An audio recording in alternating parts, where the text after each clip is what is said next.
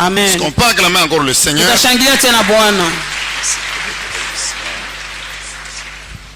Amen. Amen. Nous continuons avec le témoignage. Aujourd'hui, nous allons parler sur le catch. Amen, amen. Amen. Mais avant cela, lisons la parole de Dieu. Job chapitre 20. Nous prenons le verset 15 et le verset 18. Et nous prenons aussi l'évangile selon Jean,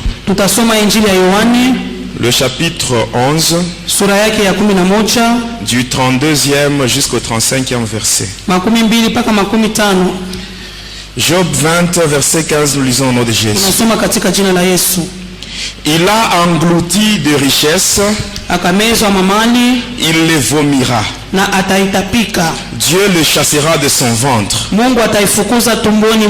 Verset 18. Il rendra ce qu'il a gagné et n'en profitera plus. Il restituera tout ce qu'il a pris et n'en jouira plus. Jean chapitre 11, verset Jean chapitre 11, 32 à 35.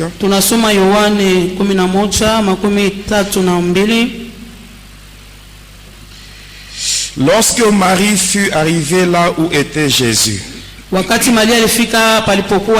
et qu'elle le vit, elle tomba à ses pieds et lui dit: Seigneur, si tu eusses été ici, mon frère ne serait pas mort. Jésus, la voyant pleurer, elle et les Juifs qui étaient venus avec elle, frémit en son esprit et fut tout ému. Et il dit: Où l'avez-vous mis? Seigneur, lui répondirent-ils, viens et vois. Jésus pleura. Amen. Amen. Amen. Amen.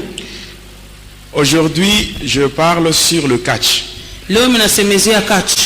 Amen. Amen. Je sais que parmi nous, il y a beaucoup de gens qui ont déjà été au stade pour voir le catch. Il y a parmi nous des gens qui ont déjà suivi les catcheurs pendant qu'ils passaient sur la route en train de faire leur publicité. Amen. Amen. Il y en a beaucoup. Mais ce qui est grave, c'est que les gens ne savent pas ce que les catcheurs font. Beaucoup de gens croient que le catch c'est un sport. Le catch que nous voyons ici, mes bien-aimés, c'est du satanisme qui se présente avec une façade sportive. Amen. Amen. Avant de parler sur le catch, je sais qu'ici il y a beaucoup de sorciers. Amen. Amen. Je vous dis la vérité. Amen. Amen. Il faut abandonner cela, ce n'est pas bien. Je parle sur la manière dont le sorcier, c'est que les sorciers font pour détruire le mariage de beaucoup de gens. Amen. Amen. Je parle rapidement sur ça et on passe directement au catch. Je sais très bien, ici, il n'y a personne qui peut lever son doigt pour dire qu'il n'a jamais demandé de l'eau à boire chez autrui. Amen. Amen. Qu'est-ce qui se passe? Si un sorcier veut détruire le mariage, vous arrivez quelque part, unafika fasi moja, vous demandez de l'eau à boire. unaomba kwa maji ya kunywa. Si vous avez affaire à un sorcier, Kama uko mbele ya mlozi, quand il entre dans la maison, wakati anaingia mnyumba, il prend le gobelet. anachukua nkopo, Avant d'y mettre de l'eau, mbele awe kutia mo maji, il commence d'abord par cracher dans le gobelet. anatemea mo kwanza mate yake, Et ce n'est que par après il mettra de l'eau. na kisha yake anatia mo maji, Et il vient vous donne. na anakuwa anakupatia. Vous aussi pressé que vous êtes, Unakuwa kiu kishapita sana, vous buvez. unakunwa. Et lorsque vous serez maintenant à la maison, Wakati utarudia nyumbani kwako, vous allez vous retrouver utajikuta en train de donner des réponses là compliquées, des réponses insolentes. uko na jibu tu kijibu, Et vous ne savez même pas d'où viennent ces réponses. hautekele majibu yenyewe inatokea C'est-à-dire, wapi. quand vous buvez l'eau, Wakati unakunywa où maji, il y a cette salive là, mule muko ile mate, la salive en question, ile mate ile c'est juste un support où doivent se mettre les démons. ni pale pa musingi mandemona batashukia. Quand vous buvez, Wakati ce unakunywa sont les démons qui entrent. ni mampepo Et ce sont inaingia, ces démons qui vont vous pousser à répondre d'une manière là ile mampepo na insolente. kusiku na kupatia majibu moya. Et quand vous allez vous tirailler, Wakati mtakokotana pale, la finalité c'est le divorce. mwisho yake mnavunja ndoa. Ainsi, je vous demande, mes bien-aimés, Miko na miomba wapendwa, sachez que quand vous êtes mariés, ujue kusema kama ulishaolewa, ce n'est pas tout le monde qui est content. aina wote wanafurahi, hapana. Et quand vous arrivez quelque part, Na kama unafika fasi vous avez moja, soif, unakuwa na vous kiu, demandez de l'eau. unaomba maji, Quand on vous donne, wakati wanakupatia, citez le nom de Jésus, taa yako jina la même Yesu, intérieurement. hata ndani yako tu. Parce que la salive là, Ile mate ile c'est un support où se mettent les démons. inakuwa ni msingi ya mapepo Ainsi, mchafu. quand vous citez le nom de Jésus, Wakati unataka tu jina la la Bible Yesu, dit que devant le nom de Jésus, Biblia tout genou va inasema fléchir. mbele ya jina la Yesu Les wote démons qui sont watainama. dans cette salive Ile vont mapepo fuir. yote kwa mwile mate Et quand vous buvez itakimbia, cette na wakati eau-là, utakunywa ile il maji, n'y aura pas de conséquences hakuna néfastes tena dans votre vinyume vie. vibaya mu maisha yako. Amen. Amen. C'est que je vous dis, les sorciers, ils font ça. Ils font Ile ça. miko namiambia baloji banabifanyaka. Deuxièmement, Ya pili, nous sommes en Afrique. tuko Afrika. Si votre voisine vient chez vous pour chercher le feu, Kama ndukuna nyumba kwa mwanamke anakuwa kutafuta kwa moto, vous allez la chasser. utamfukusha. Mais les sorciers, qu'est-ce qu'ils font? Sasa wao wanafanya nini hapa baloji? Il arrive chez vous. Anafika kwako, Dans sa main, mumukono il y yake a une poudre. muko poudre On moja, appelle ça la poudre d'aspergesmen. asema poudre d'aspergement. Et cette poudre-là, Na ile poudre ile elle est invisible aux yeux charnels. mancho yetu aionake hiyo.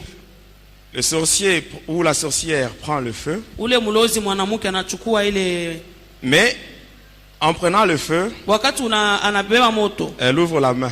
anafungua tu ni Cette mkono, poudre reste sur votre brasero. ile moto inabakia ni pabambula yako, Et la nuit, vous allez faire entrer votre brasero. hata bushiku naingisha babula munyumba. Et là, les démons vont maintenant se répandre, se propager dans la maison. Pale mandemo na mapepo mchafu Ce sont ces inayala démons qui vont munyumba, vous pousser maintenant à vous tirailler. inamisukuma mwanje pa Vous commencez, vous allez kukokotana, vous retrouver en train de vous disputer. muko paka na kokotana kukombana munyumba. Amen. Amina. La finalité, Mwisho divorce. unavunja ndoa. Il faut prier Inabidi que kuomba nos maisons soient embrasées. hata manyumba Que yetu nos itiliwe maisons moto, soient entourées par des flammes de feu. itiliwe moto ya Mungu, De telle sorte que les sorciers ne puissent pas avoir accès à nos maisons. baloji bashingie mu manyumba yetu. Amen. Amen. Ça, ce sont des choses qui se font. Ile ni vitu biko nafanika. Passons rapidement au catch. Tunapita kukachi sasa. Amen. Amen. Hier, nous avons fait la pêche. Jana tuliloba, Mais aujourd'hui, lakini leo nous allons pousser les sorciers à vomir. tutasukuma baloji batapike. Ils vont vomir. Bo batatapika leo. Tout ce qu'ils ont avalé, Yote balimeza. ils vont vomir, mes bien-aimés. Bataitapika leo. Hier, nous avons dit Jana tulisema que les sorciers, la nuit, walozi usiku ils utilisent le ventre des enfants de Dieu comme tam-tam. wanafanya mantumbo ya watoto wa Mungu kama mangoma yao. Et nous savons aussi Lakini sisi na sisi que notre tunajua Dieu, Mungu wetu il exerce nos mains au combat. anafanya kabisa mikono yetu Ainsi, na- avec kukuvita. nos mains, pamoja na mikono yetu. aujourd'hui, les ventres des sorciers seront Leo aussi nos tam-tam. matumbo ya balozi itakuwa Nous allons mangoma. frapper Tutapika et ils mzuri. auront la nausée. Batapika Lorsqu'ils leo. auront la nausée, Wakati watashikia ils tutapika. vont vomir tout ce qu'ils ont Batatapika avalé. bote balimeza. Ils vont tout vomir, bien-aimé. Batatapika biote wapendwa Bien-aimé. wangu. Wapendwa. Toi qui m'écoutes, Wewe uko na laisse-moi te nisikia. dire une chose. Acha nikwambie iko. C'est lui qui a mis un blocage à ta vie. lui-même il va enlever ce blocage aujourd'hui au nom de Jésus. Quand Jésus est arrivé au sépulcre de Lazare, il a dit ôtez la pierre.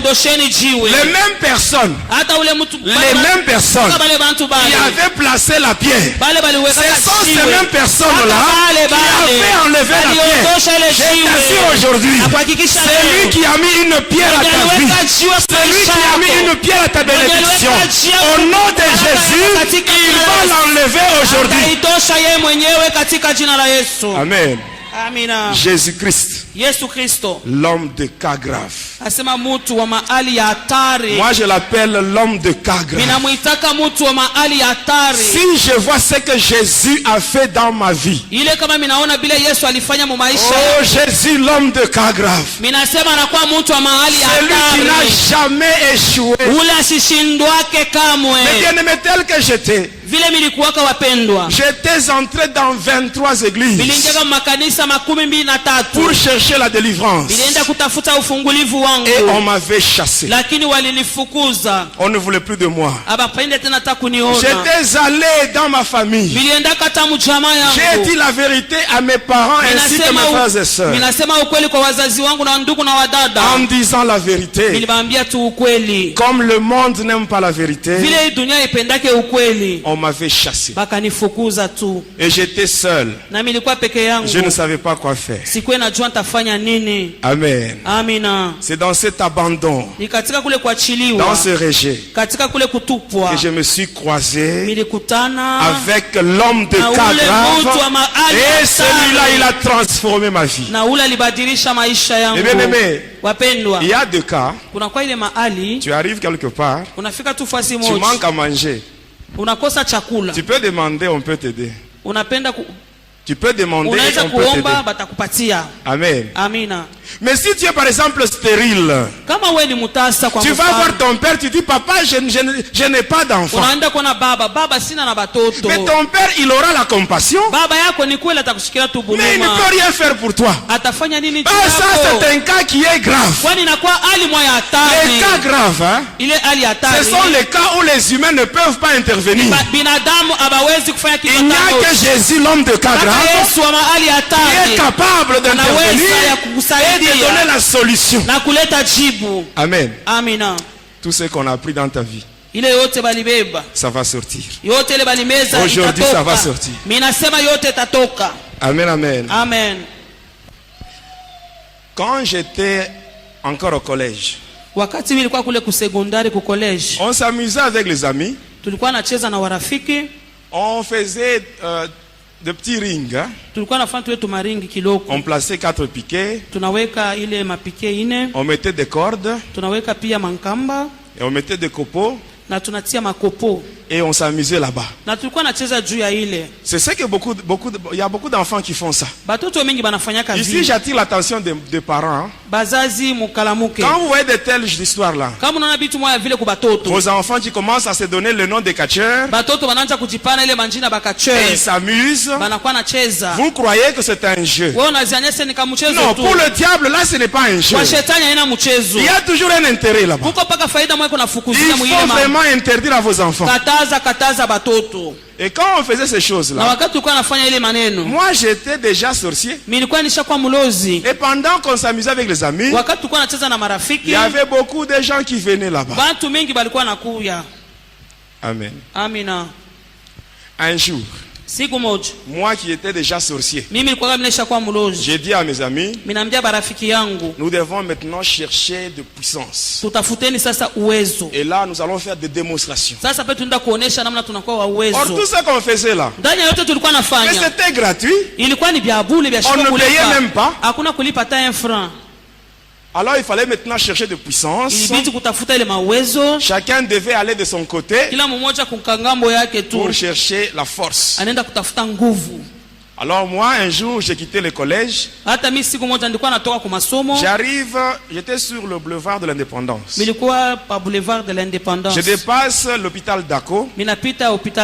J'étais arrivé au stade de Kikula. Et quand j'avais regardé sur le tableau, il y avait des combats de catch qui étaient organisés. Et là, il y avait les catcheurs de différentes villes qui étaient invités. Et c'est ainsi que je m'étais rendu dans la commune de Kikula, sur l'avenue Foyer Social. Quand vous êtes sur l'avenue Kasongo Michel, vous vous dirigez vers l'avenue Basanga. La troisième parcelle, il y a un hôtel là en étage. C'est l'hôtel Amani. C'est là où j'étais parti. Et j'avais trouvé un catcheur originaire de Kolwezi. Quand j'étais arrivé là, j'avais causé avec lui. Et je lui avais même parlé sur le pourquoi de ma visite. Il se mettait à rire. Et par après il me dit ceci: d'abord paye-moi la bière. J'avais payé la bière. Et à la fin il me dit: comme c'est toi qui es venu demander ce pouvoir là, la force mystique, tu dois chercher des objets que je vais citer. Il m'avait cité ces objets-là et j'étais parti. Le lendemain matin, j'étais au marché. Et là, j'avais acheté deux bougies blanches, deux tiges de chulai, les désodorisants. Et après, j'avais aussi payé 2 cigarettes fortes. La cigarette qui se trouve dans le paquet jaune.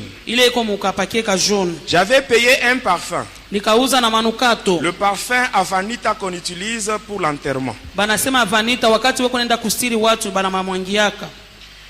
Après le parfum, je devais aussi payer le sel indigène et un mouchoir blanc. Et quand j'avais payé toutes ces choses-là, j'étais parti chez lui. Et quand je l'avais vu, c'était aux environs de 19h30. Mais quand j'étais arrivé, au lieu de passer directement à la cérémonie, mais lui commençait à me parler sur autre chose. Arrivé à 23h30, il me dit maintenant: comme c'est toi-même qui est venu ici pour chercher le pouvoir, tu iras avec ces objets que tu as apportés, tu iras avec ça au cimetière, tu vas déposer ça sur une tombe, et lorsque tu arriveras là-bas, tu feras une incantation adressée au père Rustem de Weng. Et à 23h30, seul, j'avais quitté l'hôtel Amani et je m'étais rendu au cimetière de Sapin. J'étais allé avec l'avenue Kasongo Michel et j'étais tombé sur l'avenue Lumumba. J'ai évolué avec Lumumba jusqu'à la bifurcation, où il y a une route qui va vers la ville et une route qui va vers la commune de Panda. Et là au milieu, il y a une église catholique qu'on appelle Sacré-Cœur. J'avais pris la route qui va vers Panda. J'avais dépassé l'hospice de vieillards. Et après j'étais arrivé au cimetière. J'étais arrivé. Et quand j'étais arrivé là, à l'entrée, je devais compter 49 pas. Après avoir fait cela, j'étais arrivé devant une tombe.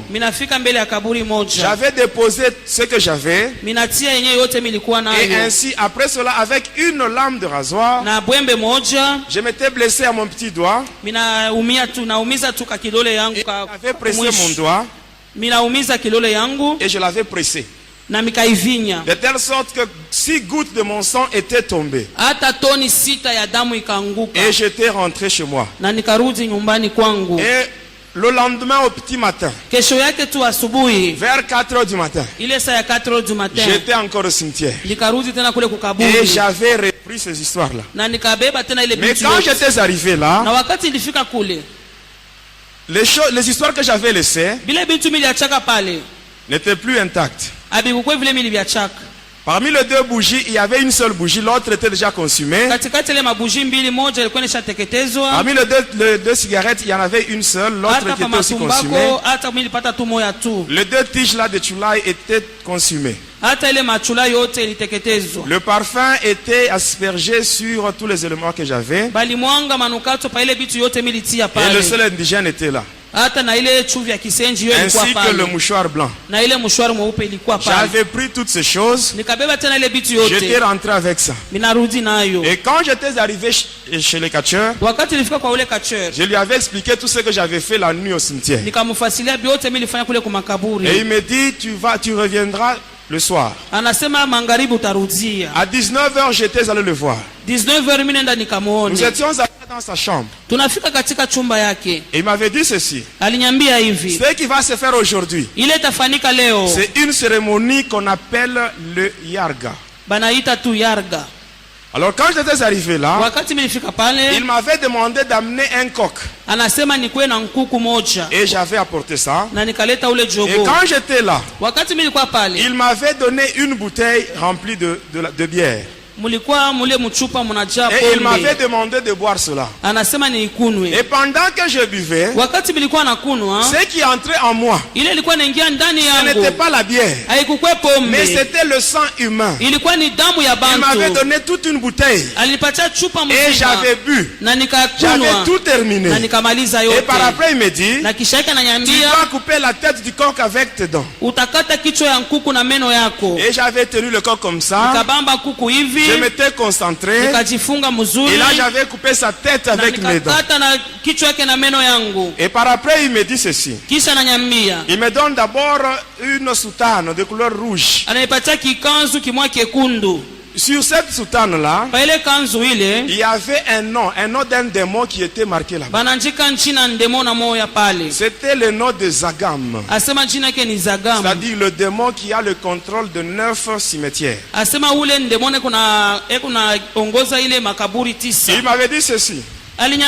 Lorsque tu arriveras à la maison, arrivé à minuit, tu te déshabilleras totalement.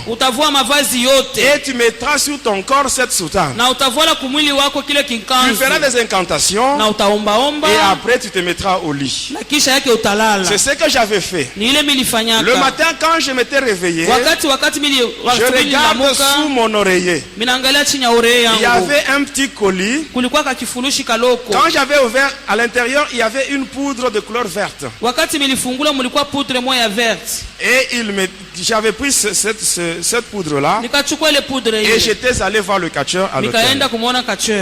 Quand j'étais arrivé là-bas, qu'est-ce qui s'était passé? Il m'avait dit ceci. Comme c'est toi-même qui es venu chercher le pouvoir, la nuit tu iras au cimetière. Et là tu vas déterrer un crâne.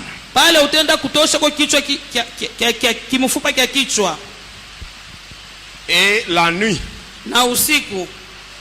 j'étais allé avec une pioche. Pioche. J'étais allé avec une pioche. J'avais pris la route qui va vers Kolwezi. Je m'étais arrêté à un cimetière, le cimetière de Katuzembe. J'avais mon petit sac. J'étais entré au cimetière. J'étais arrivé devant une tombe. Aux environs de minuit. Et là je m'étais mis à creuser. Et là j'avais enlevé le crâne. J'avais mis ça dans mon sac. J'étais rentré. J'étais allé présenter cela au catcheur. Quand je lui avais remis cela, qu'est-ce qu'il m'avait dit par après? Il m'avait dit ceci. Maintenant la poudre que tu as eue, tu vas prendre de l'argent. Tu vas prendre cette poudre et tu vas asperger sur l'argent. Et cet argent-là, tu iras jeter ça en route à 2 endroits différents. J'étais allé et j'avais placé ça. Après avoir fait cela, Un jour plus tard, j'étais allé chez le catcheur. Et quand je l'avais trouvé, qu'est-ce qui s'était passé? Le crâne que je lui avais laissé était rempli du sang. Le sang là, c'était le sang de deux personnes qui avaient ramassé l'argent que j'avais jeté en route. Faites attention mes bien-aimés. Amen. Il y a certaines personnes, quand elles arrivent sur la route, elles voient l'argent, elles regardent à gauche et à droite, il n'y a personne, elles ramassent, elles mettent dans la poche. Faites très attention. Vous risquez de vendre votre vie à 100 francs. Et quand le crâne était rempli du sang, il m'avait remis cela. Il m'a dit, bois ça. Et j'avais bu le sang qui était dans ce crâne. J'avais bu cela. Et il m'a dit encore ceci. L'autre partie de la poudre qui est restée, tu vas asperger ça sur une rivière. Tu chercheras une rivière qui est beaucoup fréquentée. Et là, je m'étais rendu au quartier Kolomoni, sur la rivière Pola. Il y avait beaucoup de jeunes gens qui allaient se baigner là-bas. Il y avait aussi beaucoup de mamans qui allaient faire la lessive là-bas. Et qu'est-ce qu'il m'avait dit? Lorsque tu mettras la poudre, ce sont les esprits. Ce sont les esprits. Maintenant, les gens qui se baignent là-bas, automatiquement, ils seront en contact avec les démons. Les gens qui font la lessive là-bas, leurs habits seront aussi affectés des démons. Et ainsi, les gens qui porteront ces habits, ils vont souffrir. Et pendant que eux seront dans la souffrance, toi, tu auras le succès. Et ce qu'il m'avait dit. Et j'avais mis cette poudre là-bas. Et 2 jours plus tard, il y avait 2 garçons qui étaient morts là. Et quand j'étais rentré chez lui, il m'avait dit ceci. Tu iras toujours à la rivière. Quand tu seras là-bas, tu invoqueras le démon Zagam. Et lorsque tu verras maintenant un tourbillon sur la rivière, tu seras obligé de descendre dans la rivière juste à l'endroit où il y a ce tourbillon. Et ainsi, lorsque tu seras dans le tourbillon, il y aura une créature qui apparaîtra. Dès que tu verras cela, tu fermeras les yeux. Et c'est ce qui s'était passé. À minuit, j'étais allé là-bas. Je m'étais concentré. J'avais fait des incantations. Il y avait un vent violent qui commençait à souffler. Et par après, c'était un grand tourbillon que je voyais sur la rivière. J'étais descendu dans l'eau. J'étais entré dans le tourbillon. Et par après, pendant que j'étais concentré, il y avait quelque chose qui était sorti de l'eau. C'était un hippopotame. Et cet hippopotame là avait 6 têtes. Alors j'étais obligé de l'embrasser. Et je l'avais embrassé. Et par après j'avais fermé les yeux. Quand j'avais fermé les yeux, 5 minutes plus tard, j'avais ouvert les yeux. L'hippopotame n'était plus là. Il était entré en moi. Et quand j'étais sorti de l'eau, j'étais devenu très lourd. Et la nuit, donc le lendemain, j'étais parti chez le catcheur. Et qu'est-ce qu'il m'avait dit? Aujourd'hui, nous allons conclure. Et ainsi, quand nous étions dans sa chambre à minuit, qu'est-ce qui s'était passé? Dans sa chambre, il y avait un brasero. Et il y avait le feu. Il avait ouvert son sac. De là, il avait tiré un ossement humain.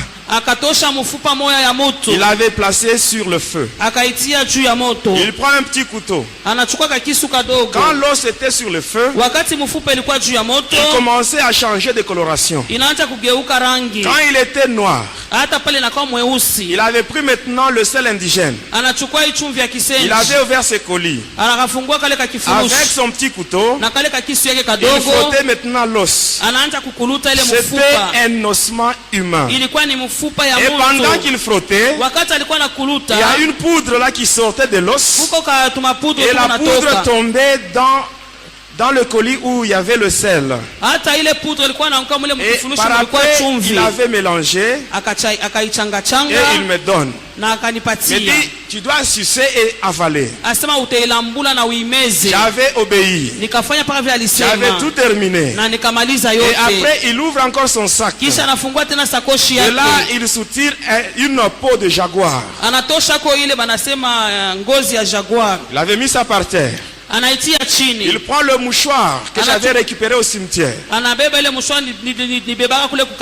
Il avait mis au-dessus. Et là, il me demande d'enlever mes souliers ainsi que la chemise que je portais.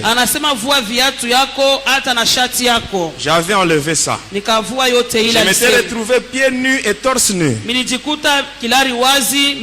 m'avait demandé maintenant de me mettre au-dessus du mouchoir.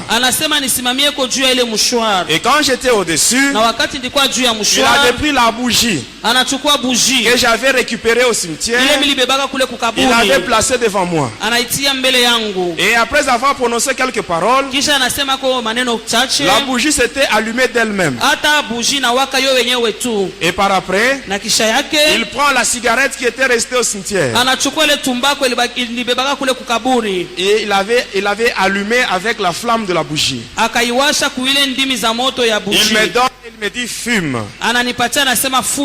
Et je ne devais pas fumer d'une manière ordinaire. Je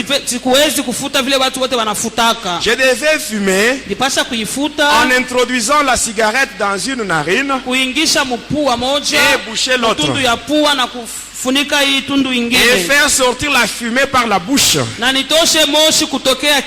c'est ce que j'avais fait. Et juste quand j'avais terminé, j'ai commencé à trembler. Je sentais une forte chaleur m'envahir. Et par après, je sentais comme si derrière moi il y avait encore quelqu'un. Et je sentais qu'il y avait quelqu'un qui venait derrière moi. Et cette personne qui venait derrière moi m'avait embrassé par derrière. Et il était entré en moi. Et pendant ce moment, le catcheur, lui, il était devant moi. Dans sa chambre là, il y avait un morceau de bois. Il a pris ce morceau de bois. Il a commencé à me frapper avec ça. Et pendant qu'il me frappait, moi je sentais comme s'il était en train de me gratter. Et par après, même le morceau de bois s'était même brisé. Et après, il avait pris la position de combat. Position de combat. Il m'avait donné 4 coups de machette dans la poitrine. Quand on parle de coups de machette dans le catch, c'est cette partie, l'avant-bras. On frappe au niveau de la poitrine, c'est ce qu'on appelle coup de machette. Il m'avait frappé à 4 reprises. Et quand il m'avait frappé, je sentais que lui aussi il était en train de me gratter. Je n'avais même pas bougé. Je le regardais. Et là, le catcheur commençait à trembler. Il me regarde. Il dit, en tout cas, toi, tu es une grande personne. Et par après, il me donne le savon. Le savon luxe. On sait le savon luxe. Quand vous regardez bien ce savon là, vous voyez une image d'une dame là. Vous avez déjà vu ça? C'est une dame du monde de ténèbres. Son nom c'est Madame Sophie. Ainsi, quand vous achetez ce savon, avant de vous laver, priez sur ce savon. Amen. Amen, amen. Vraiment, on n'a pas assez de temps. J'allais vous parler même sur les différentes dames que vous voyez sur le lait de beauté. Diprozone, Rico, Johanna. Je crois la semaine prochaine, je vais vous expliquer. Je vais vous parler sur tout ça. Même sur le maquillage. Hein? Rouge à lèvres, mauve, la couleur violette. Là. Je vous parlerai sur les démons qui agissent dans ces histoires. Amen. Est-ce qu'on peut continuer? On peut continuer. Amen. Alors il m'avait donné ce savon. Et qu'est-ce qu'il m'avait dit? Lorsque j'avais le savon, dans un coin de sa chambre, il y avait un vase où à l'intérieur il y avait de l'eau avec certaines racines. Et là il m'a demandé d'aller me laver là-bas. Quand je m'étais lavé, il m'a dit garde la mousse de savon dans ta tête, dans tes cheveux. N'enlève pas la mousse. Et il m'avait demandé de venir me mettre à côté de lui sur le lit. Et qu'est-ce qu'il m'avait dit? Tu dois enlever la mousse là de savon lorsque le coq va chanter pour la première fois. Mais si tu dors et que le coq chante pendant que toi tu es dans le sommeil, sache que tu mourras dans ton sommeil. Et ce jour-là, mes bien-aimés, j'étais allongé sur le lit à côté du catcheur avec les yeux ouverts. Amen. Vous savez, les satanistes, hein? Je dis souvent qu'ils sont sérieux. Quand on leur dit ceci, ils obéissent. Quand Lucifer nous dit ceci, nous aurons une réunion au fond de l'océan Atlantique à 1h du matin. Déjà à minuit, vous êtes déjà là. Vous êtes déjà là. Parce que si vous arrivez à 1h, même 1h, 1 minute, automatiquement le diable vous tue. Ah, mais chez les enfants de Dieu, ce n'est pas ça. Si on leur donne un ordre, si le berger leur donne un ordre, ce n'est pas tout le monde qui obéit. Ce n'est pas tout le monde qui obéit. Mais bien-aimés dans les Seigneurs, mais bien-aimés dans les Seigneurs, la Bible nous dit ceci. Dans 1 Samuel 15, 22, la Bible nous dit l'obéissance vaut mieux que le sacrifice. Et là, moi, j'avais obéi. Et vers 3h du matin, quand le coq avait chanté, 3h du matin, je m'étais réveillé rapidement. Et là, j'étais allé dans le vase. Et je m'étais lavé, j'avais tout enlevé.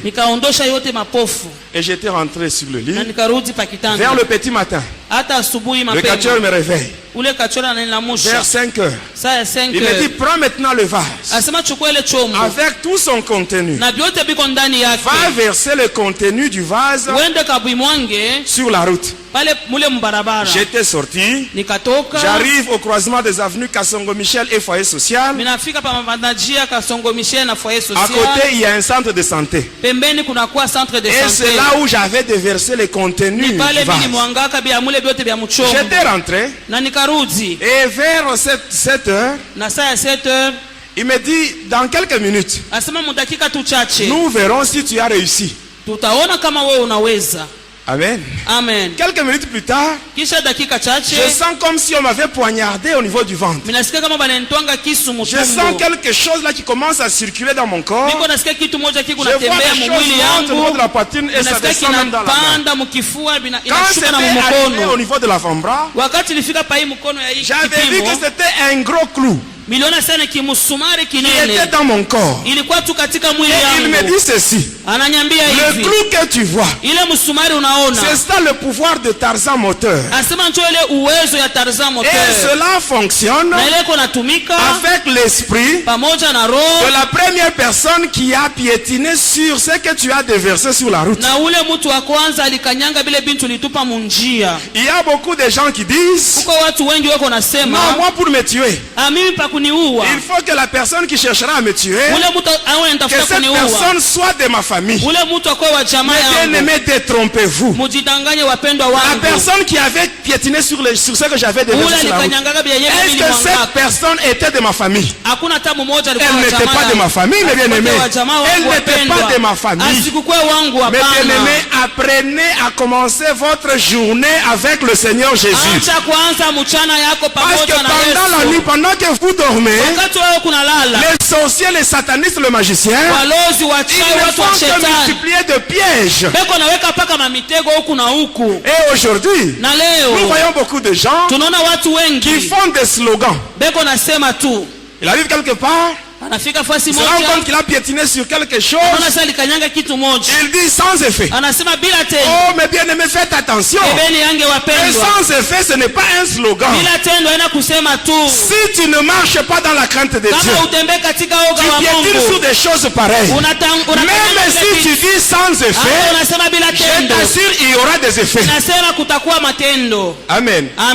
C'est seulement si tu marches dans la crainte de Dieu que ce verset de la Bible est valable. C'est que Dieu dit lui-même dans Ésaïe 54, 17, il dit: toute arme qui sera forgée contre vous sera nulle et sans effet, et toute langue qui se lèvera en justice contre vous, vous la condamnerez.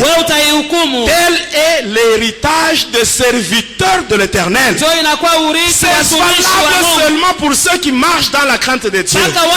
Et si tu commences ta journée avec Jésus, ainsi Jésus va te précéder. Et quand il te précède, il va voir tout ce qu'on a placé comme piège.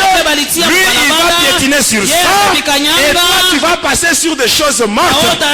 Et cette fois-là, tu auras raison de dire, comme je sais que Josué avait dit, que tout lieu que foulera la plante de mes pieds, le Seigneur me le donnera en possession. Amen, amen. Et j'étais sorti avec ce fétiche-là, avec ce pouvoir, avec la peau de jaguar. Aujourd'hui, je ne vais pas vous expliquer ce que j'ai fait. Amen. Parce qu'on n'a pas assez de temps. J'aimerais seulement vous parler sur les conséquences du catch. Et là, je cède le micro à Papa Zacharie pour la prière. Amen, amen. Suivez-moi bien. Je sais qu'il y a des catcheurs qui ont déjà témoigné. Amen. Mais ces catcheurs-là, ils n'étaient pas dans le mystère de l'air. Ils ne savaient pas comment les démons fonctionnent. Amen. Et ils faisaient seulement leur démonstration. Mais ils ne savent pas ce qu'ils faisaient sur les spectateurs. Sur les spectateurs. Amen, amen. Moi, j'étais un sataniste à côté de Lucifer. J'avais 406 démons qui étaient à mon service. Et je voyais les démons. Comment est-ce que Lucifer il était en train d'envoyer les démons dans ce monde. Qu'est-ce qui se passe? Premièrement, lorsque les catcheurs passent sur la route, ils sont en train de chanter. Ils font leur publicité. Et là, vous voyez beaucoup de gens qui suivent les catcheurs. Parce qu'ils ne savent pas. Ils ne savent pas ce qui se fait. Pendant que le catcheur passe sur la route, premièrement, Premièrement, si là il y a une femme enceinte, automatiquement cette grossesse part partir. Il y aura fausse couche. Deuxièmement, si quand il passe là, ils volent même la fécondité chez les jeunes filles. Il y a certaines filles qui se retrouvent stériles hein, parce qu'elles avaient suivi dans leur jeunesse le catcheur. Et quand ils passent, ils prennent même la chance aux filles de se marier. La Bible dit ceci. Dans Ecclésiaste 7:14, la Bible dit: au jour du malheur, réfléchis. Réfléchis. Cherche à connaître l'origine de la situation que tu traverses. Tu peux te mettre à condamner des gens. Ou peut-être c'est pendant ta jeunesse. Tu ne savais même pas. Le catcheur passait. Et toi aussi tu étais attiré par ça. Et tu les avais suivis. Demande à Dieu. Le Dieu de Jérémie 33:3. Lui il dit: invoque-moi. Je te répondrai. Je te ferai savoir les choses grandes, les choses cachées que tu ne connais pas. Amen. Et ainsi, lorsque les catcheurs sont maintenant dans le stade en train de se battre, amen. Qu'est-ce qui se passe? Amen. Ils vont commencer d'abord avec des techniques de combat. Donc ceux qui ont appris dans la lutte. Dans la lutte, il y a d'abord la lutte gréco-romaine. Après cela vient ce qu'on appelle le libre. Amen. Le libre olympique. Après le libre olympique vient ce qu'on appelle la self-défense. Ce que je viens de citer ici. Même moi, j'avais fait ça. Toutes les techniques de combat. Tout ça, j'avais appris ça. Et à un certain moment, ils vont maintenant passer à la deuxième étape. L'étape maintenant satanique. Et là, vous voyez maintenant des démonstrations de pouvoir. Qu'est-ce qui va se passer? Vous allez voir, à un certain moment, on va sonner. On sonne les trompettes. Cela a deux fonctions. Première fonction, c'est pour arrêter les légions de démons de l'adversaire. Deuxième fonction, c'est pour maintenant pour faire venir les légions des démons qui sont maintenant favorables à ces catcheurs-là. Ainsi, qu'est-ce qui va se passer? Quand les démons quittent le monde de Satan, quand on les invoque, ils viennent, ils entrent au stade, ils marchent d'abord sur les têtes des spectateurs avant d'arriver au ring. C'est ainsi que quand vous observez bien, vous allez voir des gens qui vont au catch. Ils rentrent chez eux fatigués. Amen, amen. Je vous dis la vérité. Et quand les démons marchent sur les têtes, ils arrivent sur le ring. Le catcheur qui les a invoqués, il va maintenant les utiliser pour terrasser l'autre. L'adversaire peut tomber. On compte mais il se relève.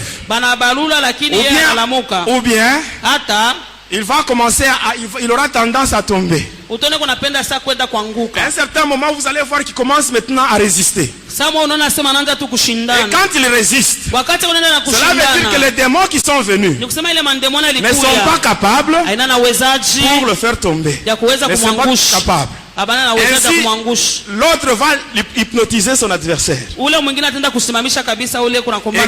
il hypnotise son adversaire, vous le voyez maintenant en train de faire des gestes. Les gens ne savent pas. Quand il fait ce geste-là, il prend les démons qui sont venus. Il les renvoie dans la foule. Il les renvoie dans les spectateurs. Et quand ils vont là, ils retranchent les années. Ils retranchent les années. Et les démons rentrent. Et le catcheur les utilise, il frappe. Et il gagne. Quand il gagne, les spectateurs se mettent à acclamer. Pendant que cet homme vient de gagner avec leurs années. Mais bien aimé, Dieu, Mungu, il n'y a que Dieu seul qui connaît le nombre d'années que nous allons faire sur cette terre. Mais il y a certaines personnes, amen, à cause de ce spectacle-là, le diable a déjà retranché des années dans la vie de beaucoup de gens. C'est ainsi qu'il y a certaines personnes qui meurent précocement. Mais bien aimé, nous savons que tous nous allons mourir. Mais s'il faut mourir, il faut mourir au temps fixé par Dieu et non pas au temps fixé par le diable. Tu es parmi nous. Tu as déjà été au stade. Tu as déjà vu le catch. Tu as déjà vu ça. Il y a des années que le diable a déjà retranché. Peut-être tu es ici. Ce sont tes enfants qui aiment le catch. Peut-être c'est ton mari qui a déjà été au catch. Il y a des années qui ont déjà été retranchées. Regarde, tu as déjà été là-bas combien de fois? Il y a maintenant combien d'années qui te restent? Parce que quand tu vas là-bas pour voir le catch, tu n'es plus dans la présence de Dieu. Tu n'es plus protégé par Dieu. Et là le diable peut faire tout ce qu'il veut sur toi. Mais ce soir, pour toi qui es venu aujourd'hui, laisse-moi te dire une chose. L'homme de cas grave, il va te retourner les années qu'on a retranchées. L'homme de cas grave, qui est le Seigneur Jésus. Oh, les catcheurs, ils ont volé ta fécondité. Ils ont volé la chance de ton mariage. Ils ont même volé les grossesses que tu avais. Ils ont retranché les années. Ils ont retranché. Mais moi je connais une femme. Une femme qui avait perdu son frère. Son frère Lazare. Cette femme-là était triste à cause de la disparition de son frère. Un jour elle était devant Jésus. Et là elle pleurait. Elle dit à Jésus, Seigneur, si tu eusses été ici, mon frère ne serait pas mort. Mon frère ne serait pas mort. Jésus, il a vu cette femme-là. Elle avait la douleur en elle. Or la Bible nous dit que Jésus, c'est lui qui est l'homme des douleurs. Lui qui est l'homme des douleurs, il se trouve devant une femme qui a la douleur. Alors il prend la douleur de cette femme-là. Ça devient sa douleur à lui. Et là la Bible dit, Jésus pleura. J'aimerais que Jésus puisse pleurer à cause de la situation que tu traverses. Que Jésus puisse pleurer aujourd'hui. Parce que quand Jésus a pleuré, il a dit ceci: où l'avez-vous mis? Où l'avez-vous mis? Et ce soir, le Seigneur Jésus, il pose la même question aux catcheurs. Où avez-vous mis les années que vous avez retranchées dans la vie de mes enfants? Où avez-vous mis le mariage de mes enfants? Où avez-vous mis la fécondité? On dit à Jésus, Seigneur, viens et vois. On arrive au sépulcre. Jésus dit seulement, ôtez la pierre. Ôtez la pierre. Ces gens-là, c'est eux qui avaient mis la pierre. Jésus leur dit, vous qui avez mis cette pierre, vous devez l'enlever aujourd'hui. Et je t'assure, ceux qui ont mis un blocage à ta vie, ceux qui ont mis un blocage à ta vie, aujourd'hui, au nom de Jésus, ils vont eux-mêmes l'enlever. Ils vont enlever ceux qu'ils ont mis à ta vie. Et Jésus dit ceci, Lazare, sors. Et Lazare était sorti. Comme Lazare était sorti ces jours-là, aujourd'hui tes années vont sortir. Tes années vont sortir. Ton mariage va sortir. Ta fécondité va sortir. Même si on a déjà retranché les années, sache que Jésus, il va remplacer. Il a dit, je remplacerai les années qui ont été dévorées par la sauterelle. Je remplacerai tout ce que les cacheurs ont pris dans ta vie. Jésus va remplacer. Il va tout remplacer. Même ta fécondité va rentrer. Même ton mariage. Tout ce qu'ils avaient volé, ça va rentrer. Tout ce que les sorciers ont avalé, ils vont vomir. Ils vont vomir tout. Et ils vont tout restituer. Et cela au nom de Jésus. Que mon Dieu vous bénisse.